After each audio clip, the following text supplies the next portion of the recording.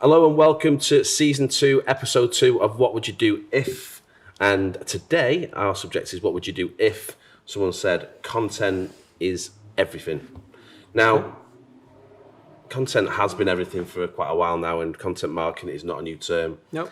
But I think it was worthwhile bringing up this subject this week, only because of the various conversations we have during the week. Yeah. And obviously when we're pitching clients and kind of help people understand where content fits in, because content is everything, but let's put that into context. I think most of our clients, most of our prospects, including ourselves, as a business, are producing different types of content without doubt. I think that forms part of everybody's marketing mix these days, in the sense of to either promote their services, to promote their products, their brand, whatever it may be. Depends what you class as content. Yeah, I guess. What do you class as content then? Anything that's been created, I guess, is one way of looking at it. So anything from videos to white papers to press releases to editorial pieces, you name it. If you're creating something from nothing, that is then going to be shared and amplified in some way out to an audience group, whether that be traditional trade press all the way through to the digital amplification and social amplification we see these days. I would argue all that's content. Yeah. Whether it's got any purpose or strategy behind it is a very different point. And I think that's probably why we wanted to bring up the subject today, wasn't it? Yeah. Let's stop. I think my biggest thing is let's stop ticking boxes. Yeah. Let's stop producing content for content's sake. Yeah. Because I think hopefully the people who listen to this podcast, and if you're watching this on YouTube, you can press the little notification button so you'll get notifications when we launch a new episode. So please do subscribe or give us some feedback. But every single podcast we do has a purpose behind it. Yeah. To inform clients about navigating the B2B landscape. Yeah.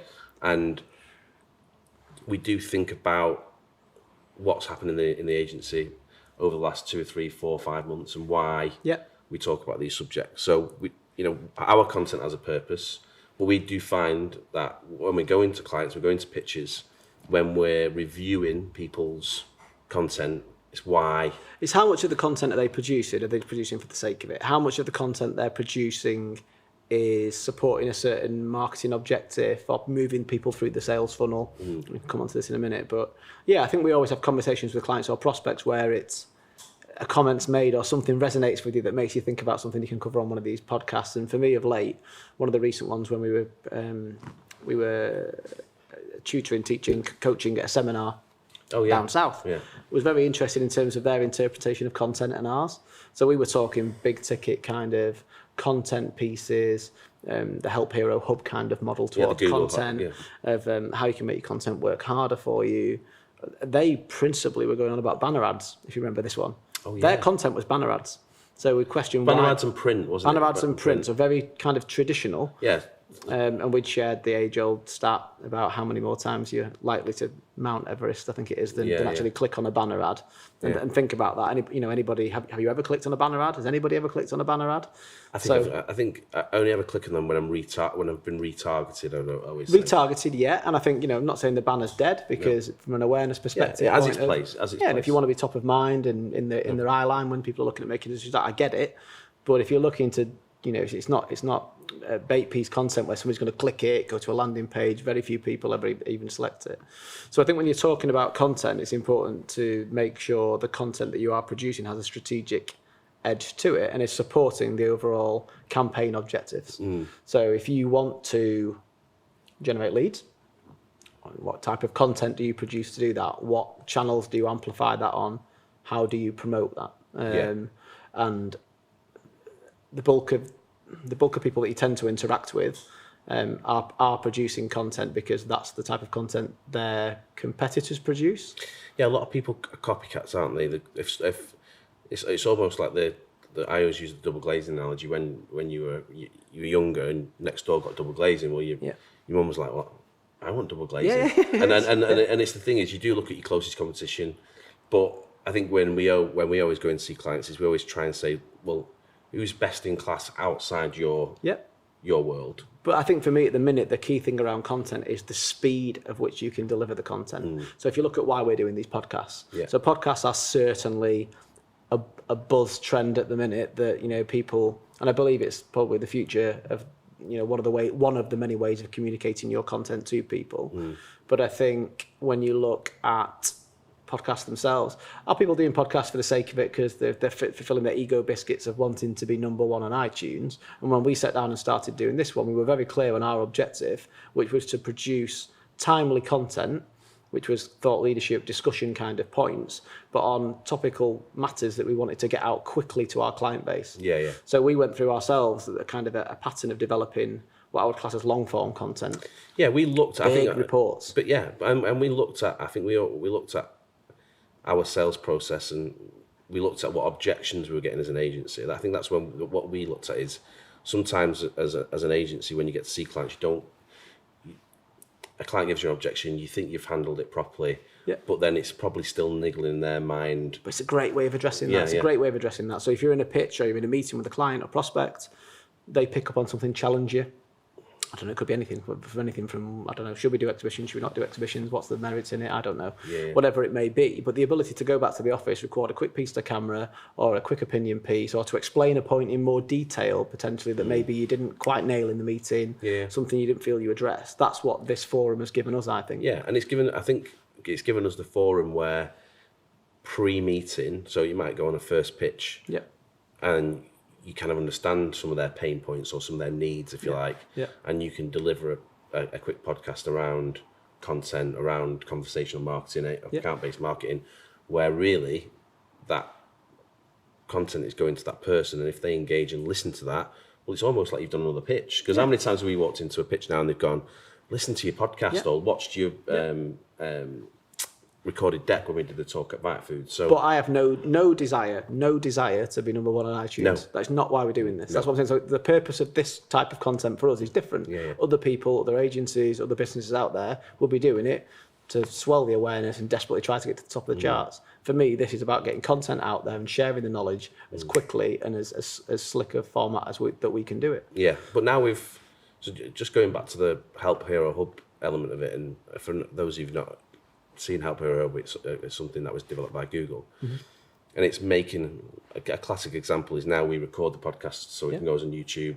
We have an audio version, and Sam, our video guy, will then cut that down into 30-second clips, which hopefully some of you will have seen. And then there also will be a blog written about it. There's a blog piece of content on it, and you typically see it more cascade down from the hero level. So a hero piece of content might be a lengthy video or a large white paper. But then that disseminates and comes down into 4 or 5 blog posts, separate blog posts that you can. Podcast, and you're talking about breaking down your existing piece of content into smaller bite-sized pieces.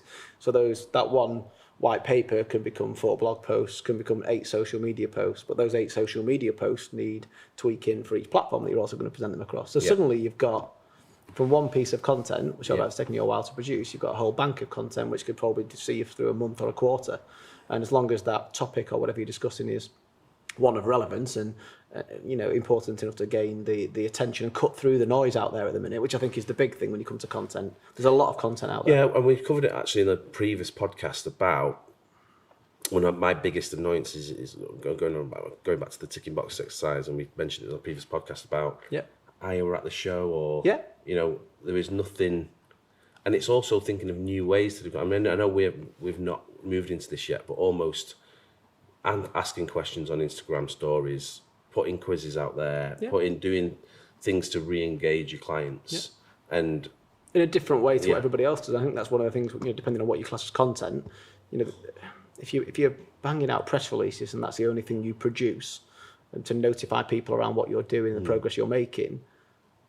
Is that actually furthering the business? What's the purpose of that? In the sense, so we see a lot of it in the agency world where publications are sharing appointment releases. So such and such has joined our team. All right, great. What's exciting about that? Even with one a client, great. That's that's feeding the ego again. I would say it's not necessarily showing the differentiation in the marketplace. Why somebody wants to work with you? Why somebody wants to buy from you? Yeah. And I think for me, if you can get that content machine working for you, where you are getting more from it, making that content work harder throughout the process, that's the magic and that's the trick. But it's important that it does differentiate you still. But I also go back to the stuff when we've looked at the account-based marketing, which is on one of the earlier podcast issues, is looking at, instead of cast the net wide and go into your clients and Sure. throwing enough mud against the wall and hoping it'll stick. Mm-hmm. Try and look at, was me and Sophie were talking about it before today about having focused content based purely at that business, about their pain points, around their So really hyper-personalised content. Yeah. But that, again, is a kind of a trend at the minute that we're seeing more people referring to hyper-personalised content. Yeah. Come back to it time and time again, it's common sense. Yeah. If I want to sell to you, what are you interested in? What are you struggling with? How can I help you? I guess is the first thing that I'd be producing. Yeah. So me producing a generic manufacturing report, and I'm using that as our personal example, that we probably spent best part of 6 months working on this thing, trying to produce this thought leadership piece a couple of years ago, which haunts me to the day, that we hemorrhaged so much time trying to produce it, a lot of effort went into it, getting opinions of industry leaders in that manufacturing space, because we had a kind of a gap in our client roster that we wanted to fill. So we identified that correctly, and then went about producing this mammoth of a report that never got finished.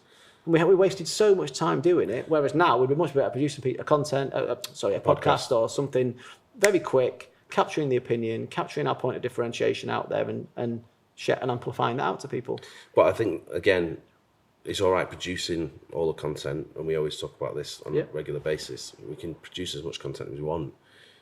It's the follow-up and the execution at the end. And I think that we have bad experiences with clients where we've produced great content and they then don't follow through at the back end. Yeah. So they don't execute it at the back end. But I think the marketing technology evolution now, as things have moved on, I'd question anybody, how well do you know your content's working? So if content could be a brochure, you see a lot of this still in the B2B space, brochures, handing them out right, left and centre. They get thousands printed, they hand them out at events, they're batting them out. And the metric or the stat really is getting rid of those brochures, in my mind. So the marketing team feel like they've done their job when those 1,000 brochures have disappeared. Gone.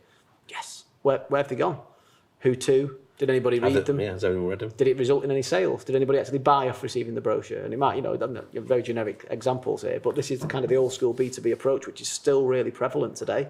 So they still spend an absolute fortune on print, don't they? But with the sales enablement software you can invest in these days, things like Showpad that we use, that's been transformational for our business. So when we share a piece of content with somebody through the Showpad experience, we know immediately whether that's, one, been even opened, which is always the amazing stat of, people ask you to send it, them, do they even look at it? Yeah. But then more importantly, when they've looked at it, how long were they on it for? What areas did they dwell on? What pieces of content did they focus on more than others? So on and so on. And for me, that's it's gold dust. Yeah, it's gold dust in terms of information, but then you still need the follow-up. You still need the follow-up, but again, that's even made easy now. Obviously, we've just taken Drift on board. Yeah. And if you're already tracked and you come back to BDB's website, for example, that will know that you're Matt from X company, and it will say, "Hi, Matt from Adidas. Yeah. We know you've been here before. Yeah. You've read this content. Here's another. How can we help you in this?" And the magic there is linking the content, but then you've got to have enough content, which comes back to, if you rewind all the way back, understanding your buyer, understanding their pain points, and producing content that's addressing those pain points. Yeah. Because really, for us, we know most of our clients come to us with 5 or so problems or points of commonality. There's little nuances everywhere, but 5 key principles really. They want to have more awareness, they want to generate some leads, they want to launch a new product, they're worried about losing market share, they want to evolve their tech stack. These are probably 5 key kind of areas, or they want to look at their web, online. Or what we always say, they're gearing up for sale. Yeah, gearing up for sale, sales and marketing alignment. So, you can probably list a few topics off here that get 10 key things. So we know really one of those 10 will tick a box with a client. Yeah. So if you can tailor your content according to that, and things like Drift, and direct them through the click funnels or through the Drift kind of flows, and point them towards that content, and then complementary content, and that's what made us launch the knowledge. That's exactly what made us do that. Yeah, but that then comes back to our main thing, which is research and insights, and making sure you're looking at your long tail keywords on what people are searching for. You look on YouTube to see what people are typing in. These are the things that sometimes don't happen before then people produce content. But I think this is a good point to touch on gated content. So should it be gated now? Well, this is a point of debate, and I think marketers, going back again, that the marketing budgets are under more pressure. People want more return on the investment, which we banged on about this. I think that's quite common across most businesses. nationally and internationally. I think it's under pressure more because you can track more. So you should. But then the thing is, okay, we'll have to gate the content, because if you ungate content, unless you've got a really strong MarTech stack behind it that enables you to track downloads or visitors and that kind of thing, there's a risk with ungated content. You don't really know who's reading it, and you've got to have real confidence in the quality of that content resulting in somebody wanting to work with you, which I'd say, well, you should have that confidence if you're producing that content. Yeah. However, people want to gate it because otherwise they don't get any data capture. And a lot of the marketing objectives and KPIs that people are linking to these days is all about data capture. So we've got a campaign live at the minute with a prospect, big pitch opportunity. Their one KPI that they've set for the campaign. So we've been given the brief. We've not really had much of a say in shaping this brief. This is the brief, and they want email addresses. Okay. So you can't not gate the content. So that limits you in this situation, that they want that okay, we can deliver that, but you've got to gate the content then. So without gating the content, you're not going to get that. But I think gating content, this might be controversial, but it's almost arrogant. But I'm expecting you to give me your data, which is a big thing. If anybody's watched The Great Hack on Netflix this week. I've not watched it actually, but scarily insightful. Like really? Stuff that, it just makes you reconsider everything. It's led to several conversations in the office here about how freely you give your data away, and even that's interesting as a conversational point. Well, I think it's how quickly now you press accept on websites, don't you? Saying, do you accept cookies? I do. Yeah. And I don't mind admitting that I do. But then several other team members here, want to read the terms and conditions. They want to print them out. They don't give any of the data away. That's another podcast, isn't it? Yeah, it is. But I think it links back to gating your content. Yeah. So for me to download whatever you've produced, if it's watching a video or reading a paper you've written, you want my email address, my job, my name, and these are small forms, aren't they? Yeah, so big forms will have, I don't know, your grandmother's maiden name and you name it, all this information they want from you before they'll actually give you that piece of content. Well, how valuable is that piece of content? How desperate am I to read it? It's got to be really valuable to give you that more. To be honest with you, but then people wonder why campaigns fail. Yeah, because we didn't get the interest we were interested. You thought you'd get, and you're like, well, you've done a. But I always think where my view on gated content is, like you said, how valuable is your content? Because it's got to be damn valuable. Not top 10 reasons why you should. But I think back in the day, it didn't have to be as valuable. No. I think people were quite happily just filling in an address and giving the data away. I think the data-savvy modern B2B buyer that we keep referencing, and the younger generations as well, don't want to give data away. No. So if you keep gating it all the time, you'll watch your campaigns drop off, I think, unless it's something so good. I don't know, if you own a piece of content, like a thought leadership piece around trends and upcoming things. Or a webinar. You'd give over your data for a webinar. That's different. But I think the generic pieces of content that get gated in most campaigns, it's scarily naive and arrogant to think that somebody's going to want to give you their data or be willing to give their data for that. I think it turns most people off. Or if you ask most people, they enter false information. Great. Which is against it anyway. Because I think when we've looked at campaigns for clients as well, is that first initial interaction should be not gather any information at all. And it is, again, it's about, always we mentioned this multiple times, about having multiple touch points with your potential buyer. And that first interaction should never be, give me something, sell something. Well, quite often it can't be these days, anyway, GDPR, depending on where you're operating from. That's also altered the landscape a bit, in the sense of, you used to be able to cast content out at people, trying to entice them in. Now, applying with the applicable laws and everything, you can't send them anything anyway. No. Unless you can argue the legitimate interest or previous contact or whatever it may be. But I think GDPR's made it even harder to share your content with people. So you should be making life as easy as possible. You say it all the time, stop selling, start helping. So start helping them. It's helping them gating your content. No, it's not. But that's what I'm saying. We have to have multiple touch points before we even go into. I think we have to. Going back to the ABM point, is trying to establish what your customers' needs are before you even mention any or go into a sales cycle with them. It's. But the great example of that is our own example of the B2B knowledge. So www.b2bknowledge.com, which is our online content hub, completely ungated. All the content on there. I have every confidence if we direct a prospect to that website, they will totally understand that we understand their world and we understand how to help them navigate the ever-evolving B2B marketing landscape. Because there's content on there which addresses pain points, problems they've got, topical issues, explains trends in kind of a layman basic language rather than using all the techie marketing buzzwords that are out there. For me, that is helping our prospects. And yet, is there a risk our competitors will rip the content and reproduce it? Probably. Don't care. I'm not bothered about what the competition does. We're concentrating on us. Is there a risk people will read it and use it for themselves?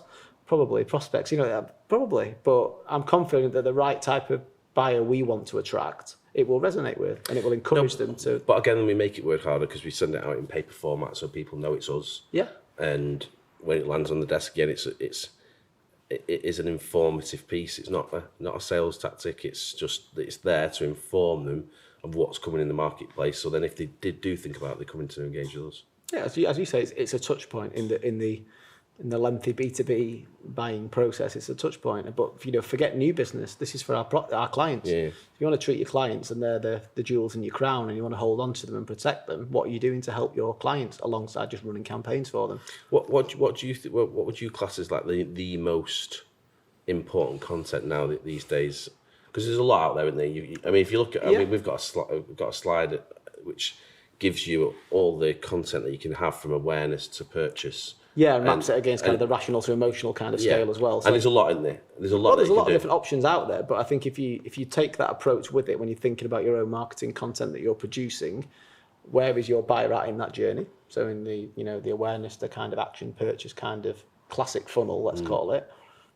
And then the emotional to rational side of things. So rational being, a spec sheet, a product brochure, that kind of thing. Yeah. All the way through to emotional content might be a video articulating your story, your brand story, or whatever it may be, that kind of thing. Where on that mix are you? I think you've got to have a good mix of different types on there these days.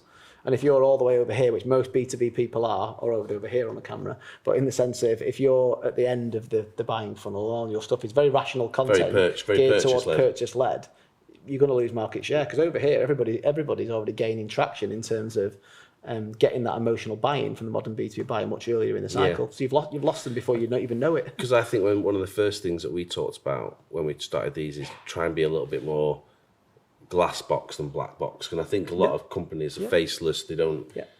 And I think that's because, going back to our point from when we did the talk about Vita Foods, about stepping outside your comfort zone a bit, stopping being so corporate and But all this takes confidence. Confidence because somebody's got to be the first person to do it. Somebody's got to be the first person to suggest something. And I was watching something that I can't remember if it was a podcast, listening to a podcast or a video. I think it was a video of some kind. And they were saying, would people rather go safe and fail or go big and fail? So in the sense of if they do what they've always done and that doesn't really work, oh well, I've done what we've always done there. It's safe. People get it. If you put your head on the chopping block and you suggest something brand new and that fails, that failure is on you, isn't it? Yeah, of course. So that's why people default to the status quo, what they've always done, that lack of differentiation that you see, the same old type of content. But that is when you are producing it for content's sake and it's just getting lost in the noise that is this huge vacuum of content these days. And yours is one thing that's dropping into it. And then you wonder why nobody wants to give you the data for it. So you've got to work so much harder to make your content resonate, but then there's more options than ever to get the content out quicker and more engaging content. So if you're any business of any size, so let's go from small to large size businesses. Yeah. Where would you start on the content journey? If you were like, right, our content's not been very good up till now. It has been a tick box exercise. Yeah. We almost want to. Before we look at an agency, for example, and we're writing a brief. This is actually a good one. If you're writing a brief and you thought, I'm writing a brief for an agency, where would you start? Wipe the slate clean. Yeah. Start with. I think you can always, in a brief, it's always useful to have what you've done in the past. Yeah. But don't let that govern anything. So add blank piece of paper. What are you trying to achieve? Yeah. What does your buyer know about you? Where are you? Where are they on that buyer's journey? And if it's a bit of everything, your content needs to have a bit of everything. Of course, that awareness to action kind of stage. How much emotional content are you producing versus the rational thing on B2B is critical. Are you getting that hook and that buy-in into your brand? Have you articulated your story and your messaging? All of this is critical. So I think we find that a lot. But then the biggest piece for me would be what type of content are you producing? And I think the B2B professional world constantly wants slick, perfect content. And I'm guilty of this. And you know I am. Yeah. So it's taken me a long time to get my head around. Not everything's going to be perfect that you put out there. And I don't mean. I think perfection is paralysis, isn't it? We always say I don't mean typos and grammatical things here. I'm talking about do the pieces to camera. Does this have to be perfection? No. Would we like to have something on the wall behind us for this one? Would. Yeah, well, for the next one maybe. So, but does that stop us getting a piece of content out? No, it doesn't. No, but I think what we fail to realise is with the Gen Z coming of age, they don't want to see perfection. because they're so used to not seeing perfection, and the world is a. Well, they're growing up on YouTube, which yeah. is quick videos, Yeah. 9 times out of 10 being shot by somebody, But a piece to camera, whatever it may be. But I'll going back to the storytelling thing. They don't want the end of the story straight away. They want to see you sat at a bar, stall. But they want authenticity. Yeah, yeah. So they want authenticity. And if you're going down that customer-centric approach of trying to deliver authenticity, then your content should mirror that.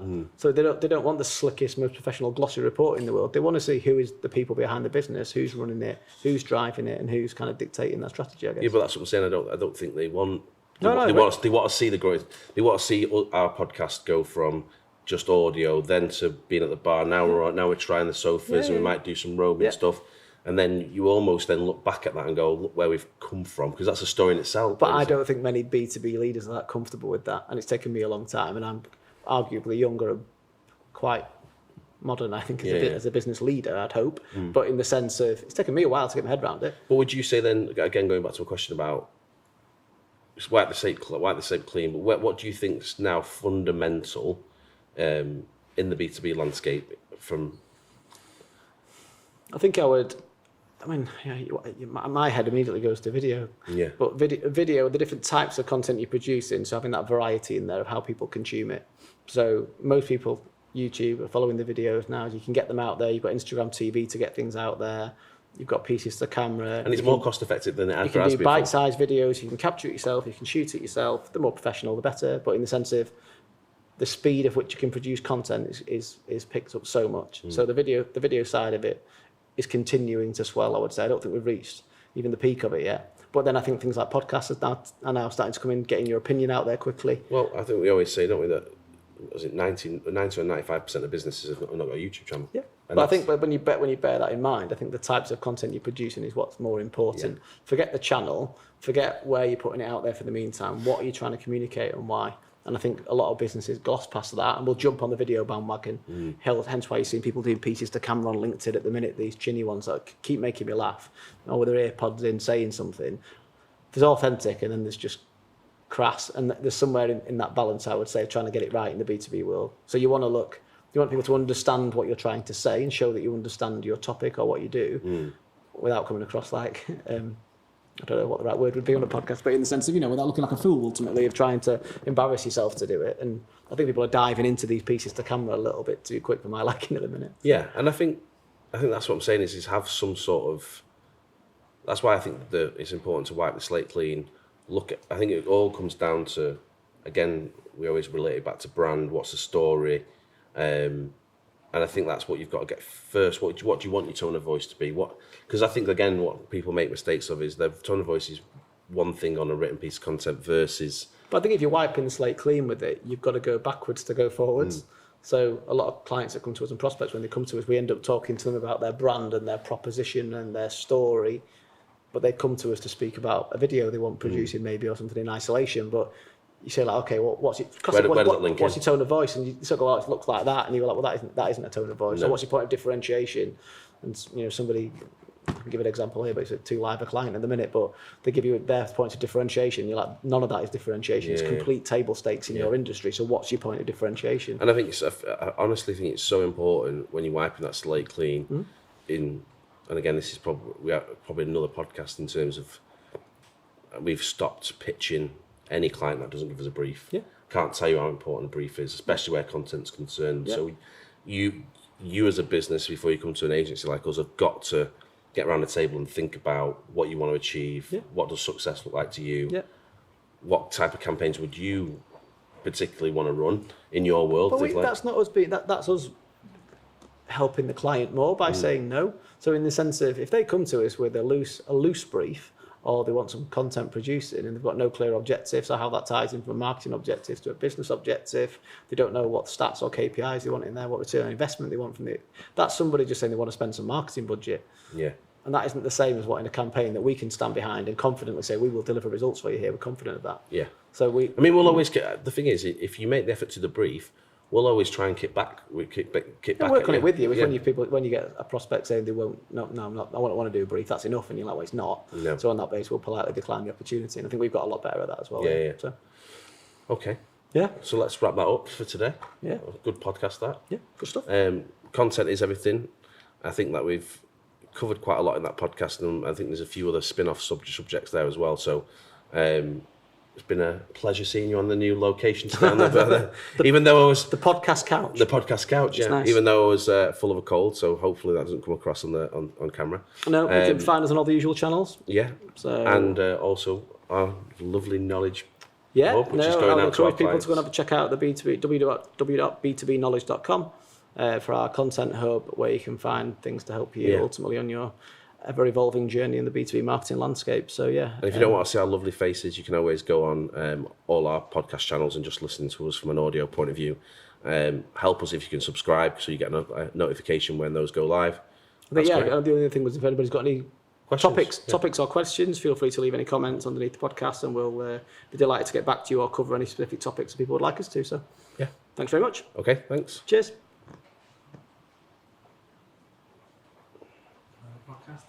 Booyah! Don't move. You can move, but don't get up. Why? Sam's going to take a picture of